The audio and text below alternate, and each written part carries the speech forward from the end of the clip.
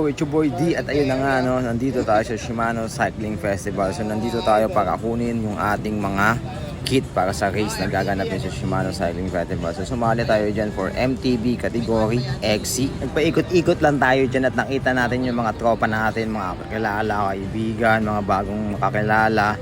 At pagkatapos niyan, syempre nag-sign tayo ng waiver. And then, check natin yung area. Maganda naman yung paligid. Maganda ba yung panahon, ng mga panahong yan nung kinuha ko yung kit ko. Masaya pa kami dyan. Boy, okay na to. Ayan. Ito naman ang kit natin. So, kakakuha lang natin yung race kit natin. And then, sana tuloy-tuloy yung ganitong panahon. Yan, ganito lang. Wag lang uulan. Sana, ganito pa rin yung panahon na abutan natin. Makulimlim pero may araw. Siyempre, pagsapit ng umaga, since malapit lang naman tayo, pumunta na agad tayo. Siyempre, nag-video-video tayo dyan at kung ano-ano yung mga pinagsasabi natin dyan, di ba?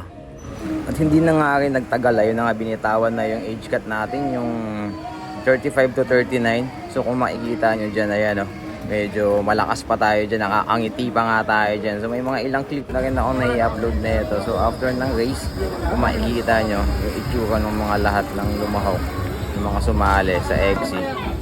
Hindi ko na may tsura. Grabe yung putik talaga. Tingnan naman yung bike ko dyan, oh. Akala mo talaga nag-araro. Amoy kalabaw. Actually hanggang ngayon, amoy na amoy ko pa yung amoy putik na yan eh. At sa part na to, wala na talaga akong lakas dyan. Actually last lap ko na yan eh. At dahil meron tayong fans dyan, shoutout nga pala kay Paolo sa video na to.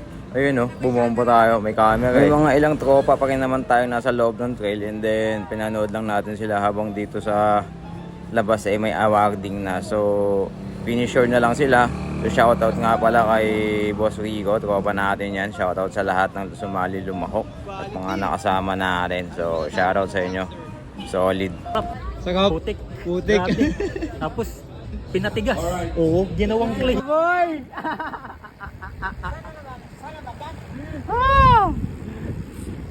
Na, so kung makikita nyo yung itsura natin, mukha tayo nag-araro dahil dito sa Shimano Cycling Festival.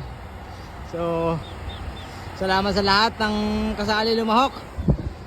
Wupup, kita-kits tayo next year. Kita-kita tayo. Pauwi na ako. Uwi na tayo mga boss. Tapos na ang laban.